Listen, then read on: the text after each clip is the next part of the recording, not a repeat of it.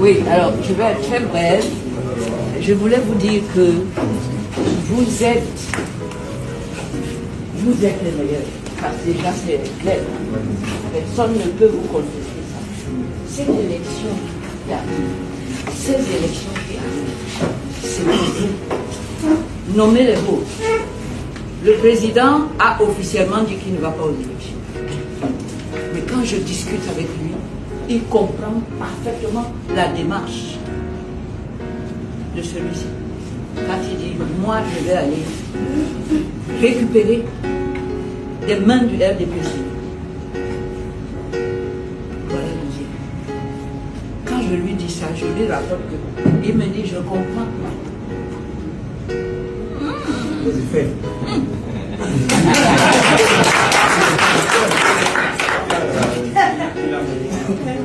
Donc, comme nous sommes là, nous sommes mobilisés quand même. Nous ne pouvons pas rester en marge de ce qui se passe. Nous devons faire pencher la balance. Le RDPC qui était comme ça, la balance doit être...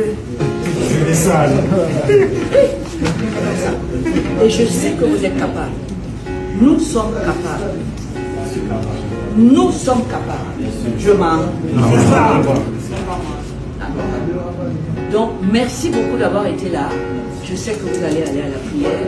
Je sais que c'est une première fois, mais qu'il y aura d'autres...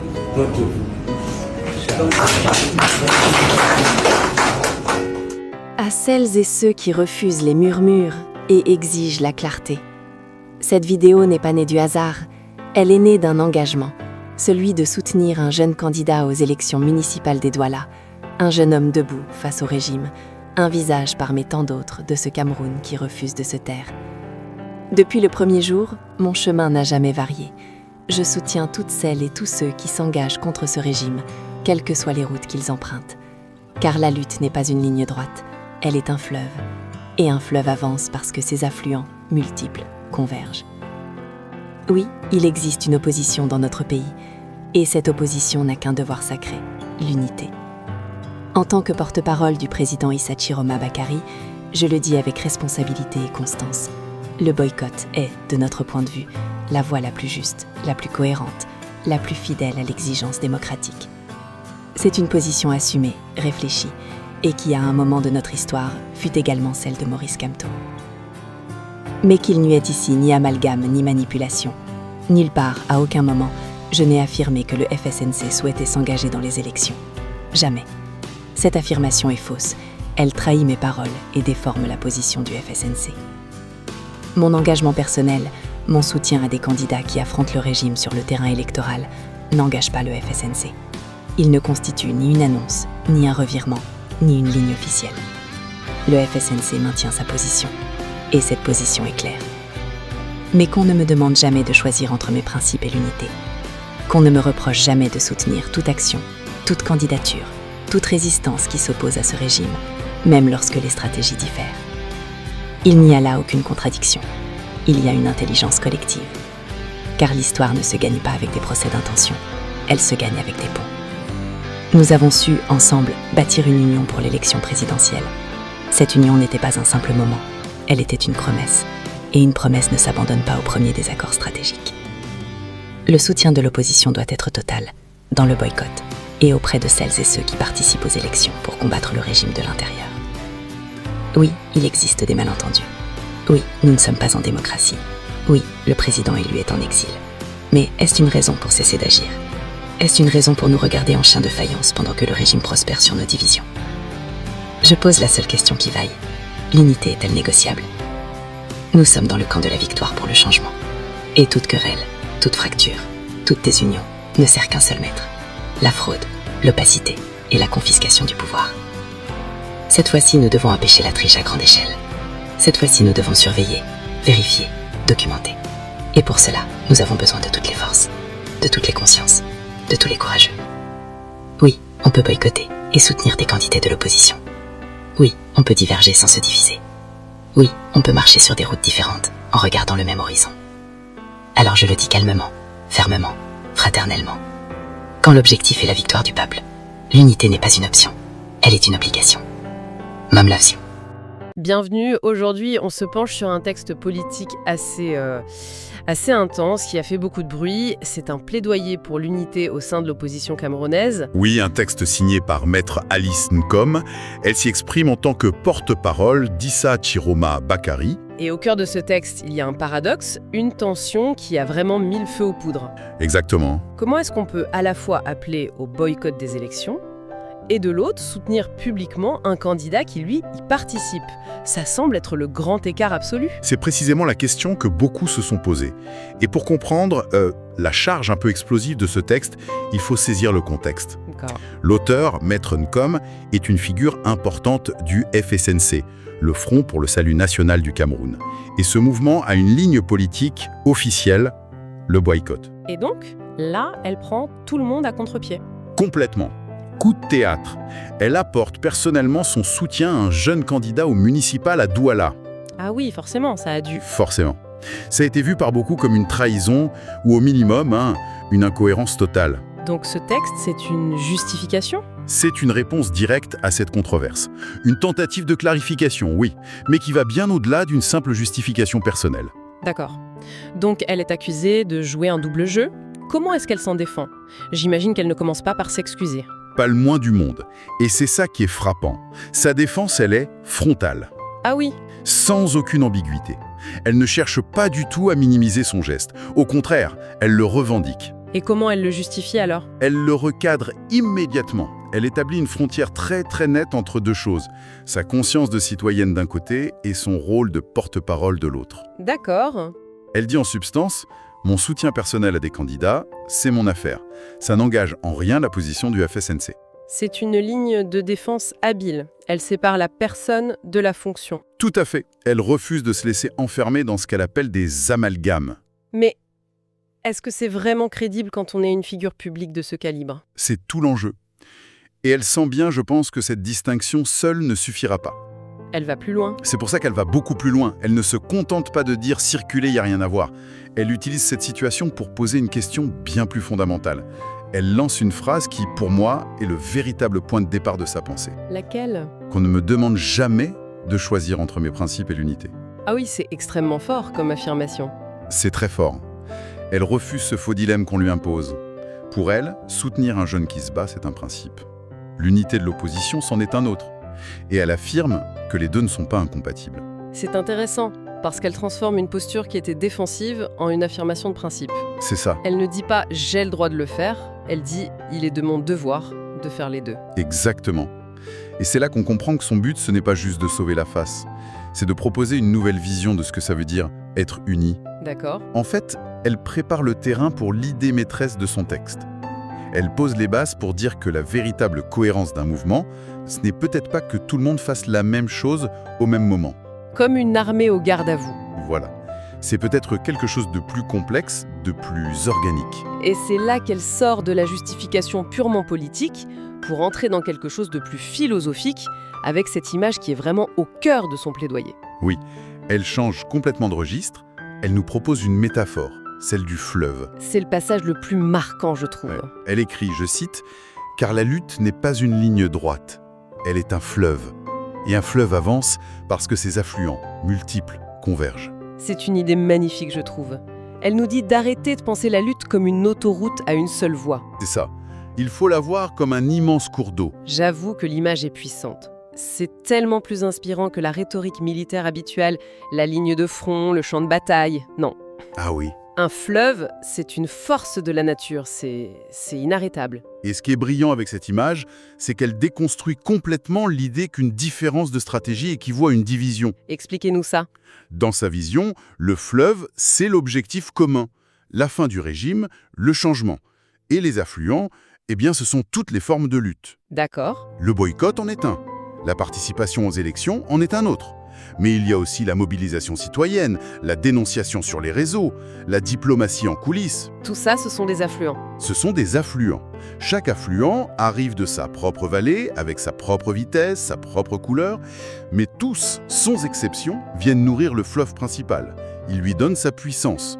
Loin de s'annuler, ils s'additionnent. Ce qui veut dire que le militant qui boycotte et celui qui se présente à une élection ne sont plus des adversaires. C'est la conclusion logique, oui. Ils sont des contributeurs différents au même effort. C'est ça. Elle le dit d'ailleurs autrement, plus loin dans le texte. On peut marcher sur des routes différentes en regardant le même horizon. L'important, ce n'est pas le chemin, c'est la destination. Exactement. C'est une façon de valider toutes les formes d'engagement, de dire à chacun « ta lutte est légitime pourvu qu'elle serve l'objectif final ». C'est un appel à l'intelligence collective, en fait. D'accord, c'est une très belle image, c'est poétique, mais soyons honnêtes, est-ce que ce n'est pas un peu idéaliste? Ah, Quel est le risque d'une telle approche? Un fleuve, c'est puissant. Mais si les affluents partent dans tous les sens, ça peut aussi devenir un marécage. c'est ça. Un marécage où le courant se perd complètement. C'est la critique la plus évidente. Et elle est tout à fait valable. C'est le danger de la dispersion. Bien sûr. Le pouvoir en place pourrait très bien regarder ça et se dire « Parfait, ils ne sont même pas d'accord entre eux. Pendant qu'ils débattent, nous, on avance. » Alors qu'une stratégie unique, même imparfaite, elle a au moins le mérite de la clarté. Oui, et de la concentration des forces. La stratégie des affluents multiples, elle, risque de créer de la confusion pour les militants et aussi pour la population qu'on essaye de mobiliser. On a des exemples historiques de ça, de mouvements qui se sont un peu perdus à force de vouloir tout faire en même temps. On en a, malheureusement, beaucoup de mouvements d'opposition se sont effondrés à cause de querelles internes sur la tactique. La fameuse querelle de chapelle. Exactement. La question de la lutte armée contre la non-violence, par exemple, ça a fracturé de nombreux groupes. Chaque camp était persuadé que l'autre faisait le jeu de l'ennemi. Et au final, Au final, le risque, c'est que les affluents finissent par se combattre entre eux au lieu de converger. C'est quand la lutte pour la bonne méthode devient plus importante que la lutte pour l'objectif. mais à l'inverse, est-ce qu'on a des exemples où cette pluralité de tactiques a fonctionné? Absolument. Et l'exemple le plus connu, c'est sans doute le mouvement des droits civiques aux États-Unis. Ah oui, avec Martin Luther King. Des figures comme Malcolm X ou plus tard les Black Panthers, avec un discours beaucoup plus radical, prônant l'autodéfense. Deux stratégies qui semblent totalement opposées? À première vue, oui, mais avec le recul, beaucoup d'historiens estiment que ces deux affluents se sont mutuellement renforcés. Comment ça? Eh bien, la radicalité des uns rendait les demandes de King plus acceptables, plus raisonnables pour le pouvoir blanc. D'accord, je vois. Et en même temps, l'approche de King donnait au mouvement une légitimité morale et une base de masse. Les deux tactiques, ensemble, ont créé une pression bien plus forte qu'une seule ne l'aurait fait.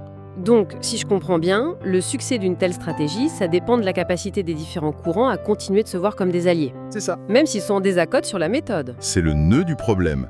Et c'est exactement là où Maître Nkom veut en venir. Elle est consciente de ce risque de dispersion. Elle n'est pas naïve. Non. Et c'est pour ça qu'elle ne reste pas dans la poésie. Elle ramène très vite sa métaphore à une réalité très concrète, très pragmatique. Elle dit « Pour que les affluents convergent, il faut qu'ils se souviennent de ce qui n'est pas de l'eau claire. En d'autres termes, l'ennemi commun. Et qui est cet ennemi commun selon elle? Ce n'est pas le militant d'à côté qui a choisi une autre voie. Non, et ça c'est le pivot de son argument. Elle le définit très clairement, je cite, « Toute querelle, toute fracture, toute désunion ne sert qu'un seul maître, la fraude, l'opacité et la confiscation du pouvoir. » L'ennemi, c'est le système. L'ennemi, ce n'est pas le voisin de lutte, c'est le système. En le nommant aussi précisément, elle ramène tout le monde à l'essentiel. Et le débat sur la tactique devient secondaire. Il devient secondaire face à la menace principale. C'est une façon de dire « on peut débattre du meilleur chemin pour gravir la montagne, mais n'oublions pas que notre objectif à tous, c'est d'atteindre le sommet. » Et à partir de là, elle décline ça en un appel à l'action très spécifique. On quitte la philosophie pour la pure stratégie. Oui, le but de cette unité n'est pas sentimental. Il ne s'agit pas de s'embrasser en chantant, quoi. Le but est quantifié. Voilà, elle l'écrit noir sur blanc. Cette fois-ci, nous devons empêcher la triche à grande échelle. Voilà l'objectif concret qui doit unir tout le monde. Et l'appel à l'action est tout aussi concret. Surveiller les bureaux de vote, vérifier les listes, documenter chaque irrégularité. Et c'est là que sa théorie des affluents devient un véritable plan d'action. Tout à fait. C'est là que le puzzle s'assemble. Dans ce nouveau cadre, les deux stratégies qui semblaient s'opposer Le boycott et la participation. deviennent soudain complémentaires. C'est même assez génial comme idée. Ah oui, Pensez-y. Ceux qui boycottent, et qui ne sont donc pas partie prenante, deviennent les mieux placés pour être des observateurs impartiaux, crédibles. les sentinelles. Les sentinelles à l'extérieur, oui. Ceux qui filment, qui comptent, qui alertent. Et pendant ce temps, ceux qui participent, eux, se battent de l'intérieur, En ayant des délégués dans les bureaux. en étant présents sur les listes. L'un ne va plus sans l'autre. C'est comme une tenaille. Une action de l'intérieur, une surveillance de l'extérieur. Les deux faces d'une même pièce. C'est ça. C'est un retournement de perspective assez brillant, en fait. Elle prend ce qui était une source de conflit et en fait la clé de la stratégie. Exactement. Et elle ancre cette nécessité dans un contexte qu'elle qualifie d'extrêmement grave. Elle le rappelle, nous ne sommes pas en démocratie. Elle dit aussi, le président élu est en exil. Oui. Ces phrases ne sont pas là pour se lamenter, mais pour souligner l'urgence. Elle dit en substance que l'opposition n'a tout simplement pas le luxe de la division. C'est une question de survie. Face à un système qu'elle décrit comme cadenassé, l'unité même dans la diversité, ce n'est plus une option. C'est une question de survie, oui. Au fond, ce texte, c'est donc une tentative très audacieuse de faire monter tout le monde en maturité politique. C'est un peu ça. Elle demande d'arrêter les querelles de chapelle pour se concentrer sur l'essentiel. Pour elle, l'unité, ce n'est pas l'uniformité. Non, C'est l'alignement sur un objectif commun non négociable. c'est un plaidoyer pour une intelligence stratégique supérieure.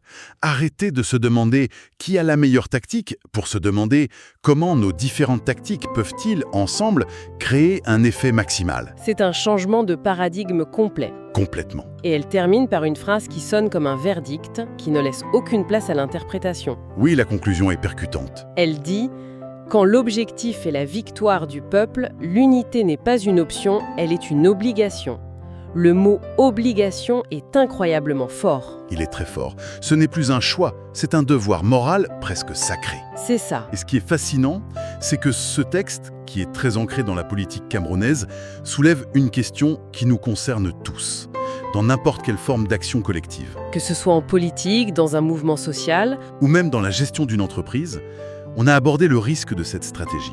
Et ça nous laisse avec cette interrogation fondamentale, où se situe la ligne de partage ? c'est-à-dire À quel moment précis est-ce que la saine diversité des stratégies, les fameux multiples affluents, se transforme en une division destructrice? voilà. À quel moment le fleuve cesse-t-il de grossir pour se disperser en un delta stérile, où toute la force du courant se perd dans le sable avant même d'avoir atteint la mer ?